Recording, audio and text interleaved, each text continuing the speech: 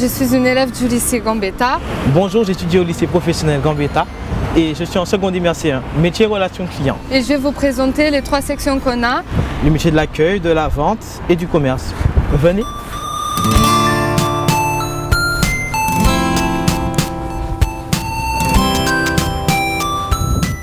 On va sonner juste ici. Et une personne qui est là-bas, Viviane, va nous laisser entrer.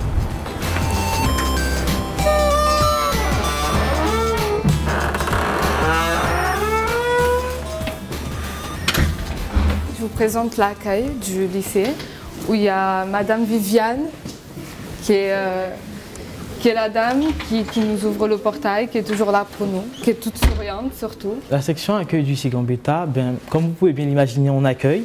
On apprend à être hôtesse d'accueil et on est en train d'apprendre ce métier avec le commerce et vente.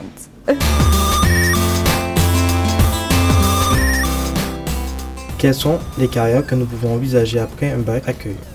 Alors, après un bac accueil, on retrouve beaucoup de nos élèves dans différentes entreprises. En fait, il y a une multitude de possibilités. Donc, certains de nos élèves vont travailler en mairie, par exemple, à l'accueil en mairie.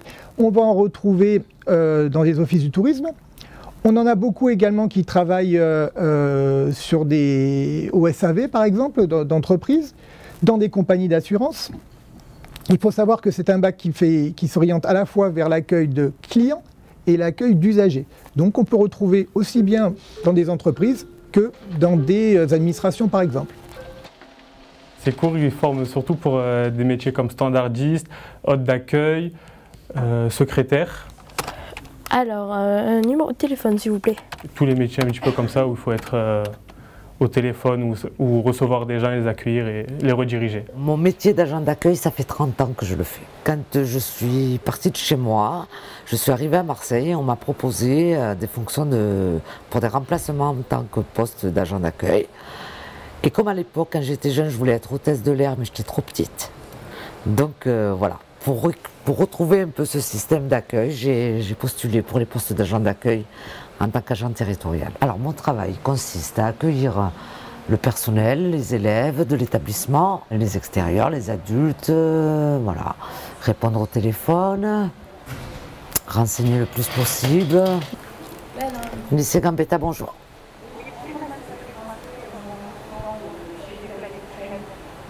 Votre enfant est où actuellement? C'est un métier qui me plaît.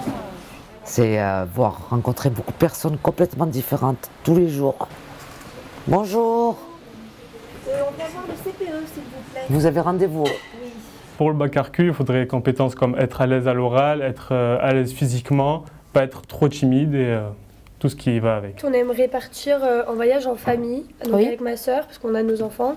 Et du coup, c'est pour cet été, pendant les 2 mois. Et du coup, on voudrait savoir si vous aviez des endroits à nous proposer. Oui, donc vous avez le parc naturel régional de Camargue.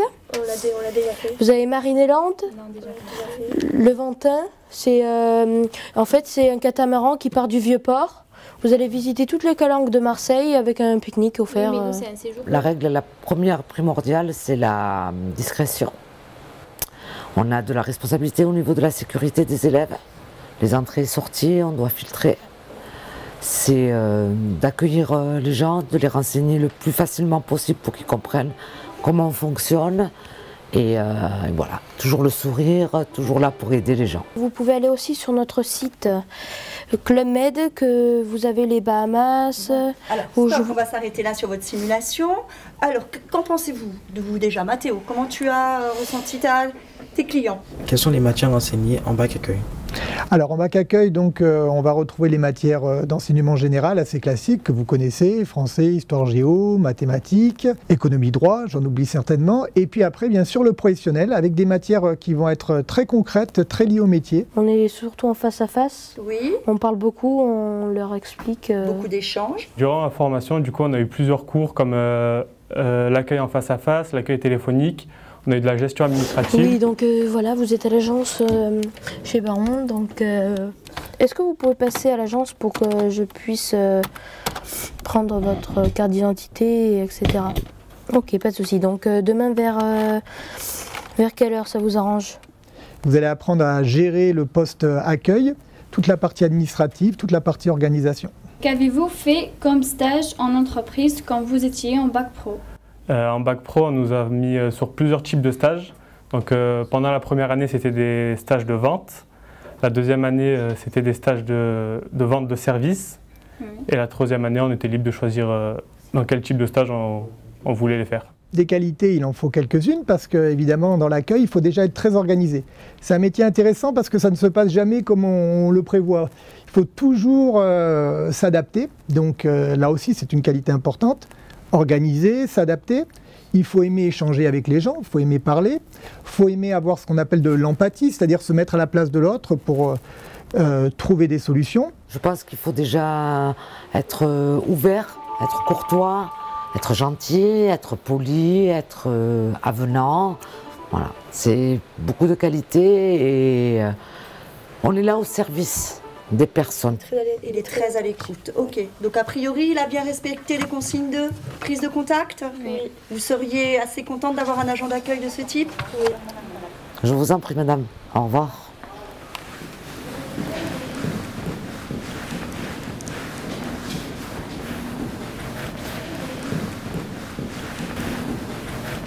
Eh bien, ici, on a la vie scolaire.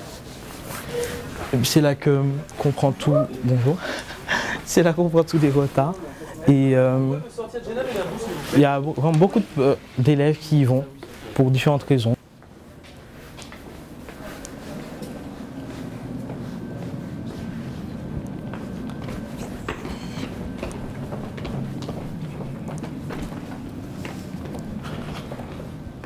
Et du coup, là, je vais vous présenter le CDI. C'est une salle de documentation. En fait, on vient des fois faire nos travaux parce qu'on a les ordinateurs. Des livres, des documentaires. On a aussi des salles de classe. Il y a tout ce qu'il faut ici pour s'informer. Et après, on a un magasin pédagogique. Eh bien, comme vous pouvez le voir, il y a un peu de tout. Tout ce qu'on trouve dans un magasin normal, ben, à Gambéco, il y a.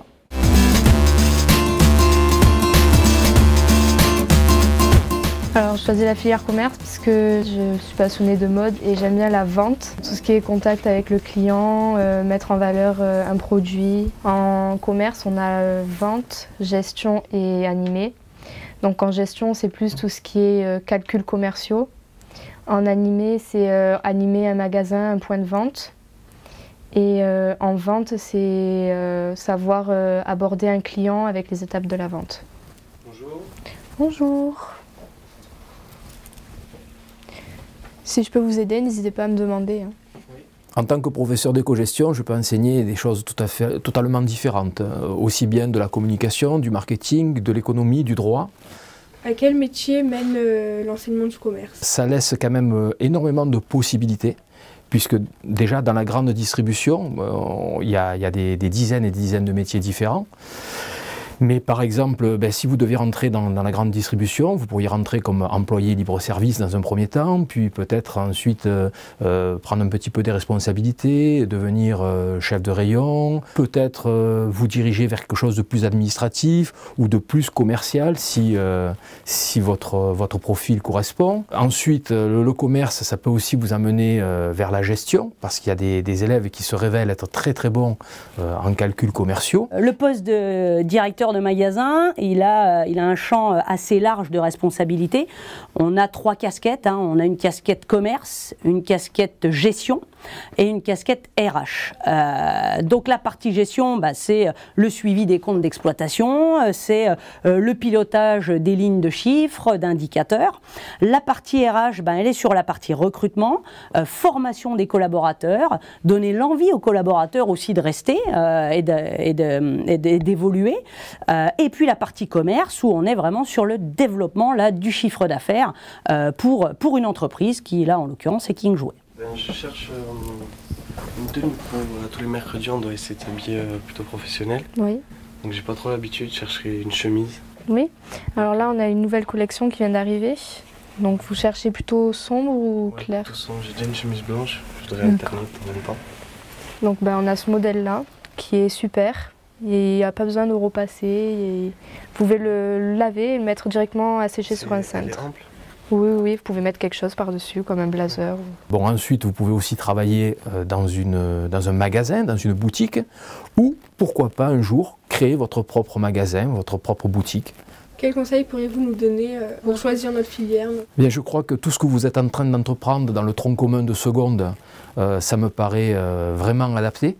Parce qu'il faut que vous soyez confronté aux différentes filières et aux différentes possibilités que cela peut vous donner.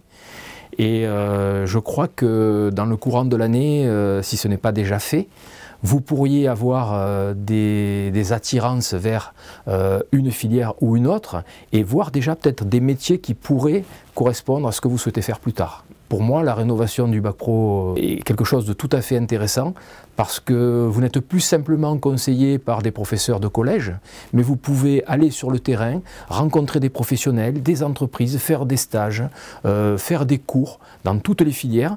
Et il me semble que c'est ce qu'il y a de mieux pour que vous puissiez faire le bon choix. Donc vous choisissez celle-ci. Oui. Bon ben venez, je vais vous encaisser. Merci. Vous allez vers la caisse, ça fera 39 euros, ça fera 39 euros. Carte bancaire. Je vous remercie, monsieur. Passez une agréable journée. À très bientôt. Voilà pour vous. Donc ça fera 39 euros, s'il vous plaît. Ouais. Par carte. Oui. J'aimerais bien être vendeuse dans un magasin de prêt-à-porter ou chaussures. Je ne sais pas encore choisir. C'est pour ça que je profite des stages qu'on nous propose pour choisir mon futur métier. Par année, on a 2 stages. Donc 2 stages de 4 semaines. Donc l'année dernière, j'ai fait dans un magasin de Gémeaux à Pertuis, donc c'est du prêt-à-porter mélangé avec les accessoires et les chaussures. Et un autre, j'avais fait spécialement dans les chaussures, à Hilton. Donc voilà pour vous, votre ticket de caisse. Quel conseil pourriez-vous donner à une personne qui voudrait choisir la voie du commerce? La première chose, c'est de se connaître. Deuxièmement, de tester. Et la troisième, d'éprouver du plaisir. S'il n'y a pas de plaisir, c'est pas un métier où on doit aller. En vous souhaitant une bonne journée et à bientôt. Au revoir. Merci, au revoir.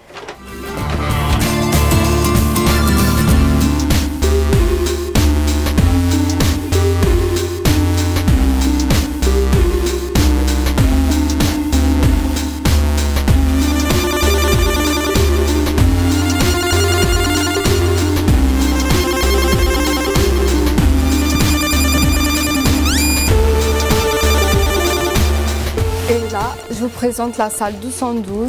C'est spécifiquement une salle pour le bac pro vente.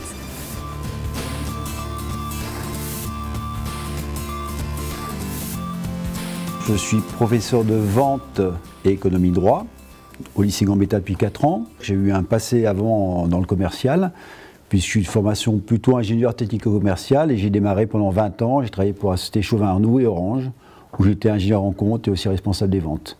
Et c'est à 42 ans que j'ai choisi de basculer vers le métier de professeur. Je suis gestionnaire commercial export et donc je travaille dans une société qui fabrique des médicaments. Ce métier consiste à rechercher donc des clients auxquels je dois envoyer des médicaments. L'idée c'est de pouvoir repérer quel type de client on peut solliciter et ensuite leur vendre le produit que l'on fabrique. Moi j'aimerais exercer le métier de directeur commercial parce que c'est un métier qui m'a toujours passionné. Bonjour.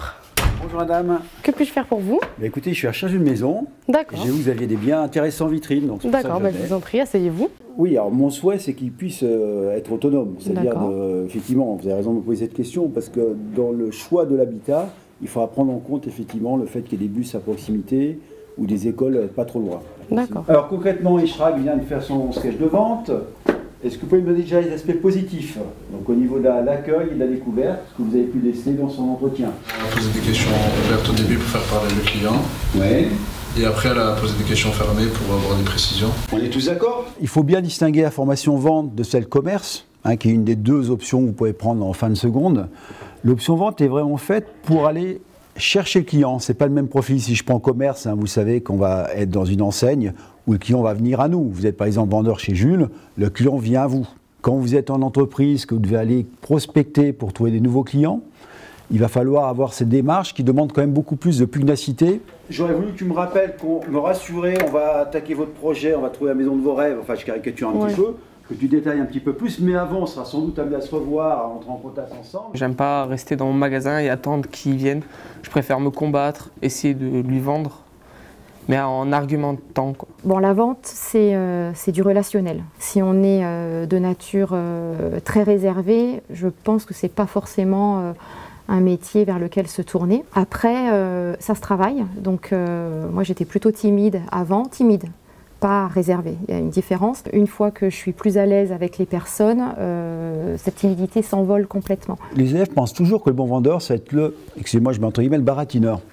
Ils ont tendance à penser que c'est celui qui parle le plus en classe, qui va être un bon vendeur. Et c'est pour ça qu'il y a parfois des orientations délicates en troisième. C'est une bonne chose d'ailleurs, ces nouvelles secondes. Hein. Vous avez le temps justement de bien penser à votre orientation. Moi, si je devais donner un conseil, c'est on a 2 oreilles et une bouche, et pour écouter 2 fois plus qu'on ne parle. Il y a quand même un travail en amont à faire. En amont, ça veut dire avant de contacter un client. Ça veut dire qu'il faut s'intéresser à lui. Il faut savoir ce qu'il fait, il faut savoir où il se trouve. On ne peut pas téléphoner à un client potentiel pour prendre un rendez-vous si on ne sait pas du tout ce qu'il fabrique, si on ne connaît pas du tout son secteur d'activité.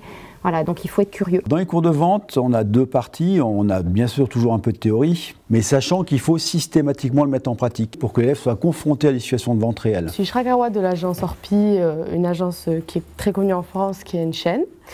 Nous avons pour objectif de trouver de bons logements pour nos clients. Si on part à l'étranger, on essaie de se prévoir quelques jours, 3-4 jours sur place, et on essaie d'aller visiter nos clients régulièrement, donc peut-être une fois tous les trimestres. Et sinon, quand on n'est pas à l'étranger, on vient au bureau. Et au bureau, donc on prend connaissance de nos mails le matin en arrivant, en fonction des décalages horaires, parce que je travaille avec le monde entier. Donc le matin, je suis plus sur la partie Asie du monde, et l'après-midi, je travaillais surtout avec les États-Unis. Quand une commande a été passée par les clients, il s'agit quand même de les expédier, ces commandes. Donc j'ai beaucoup de contacts avec les transporteurs, donc que ce soit des transporteurs aériens, maritimes ou routiers. Et donc on doit organiser toutes les expéditions de nos clients. Quand on s'est assuré que la livraison était bien arrivée, on contacte le client pour toujours garder cette fibre commerciale avec lui et fidéliser le client. Il faut s'assurer qu'il a été bien servi et qu'il a été satisfait en fait de la prestation qu'on lui a fournie. Après le bac, je pense me diriger vers une prépa sur Marseille pour pouvoir potentiellement intégrer une grande école de commerce.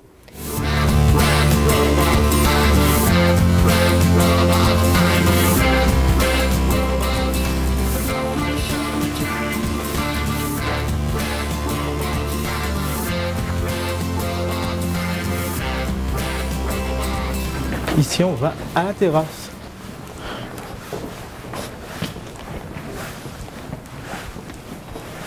Je vous ai présenté le lycée. On a fait des films sur l'accueil, commerce et vente. On verra ce que je vais choisir vu que je suis en 2 MRC. Pour tout vous dire, les 3 choix, d'après ce qu'on nous enseigne ici, m'intéressent beaucoup.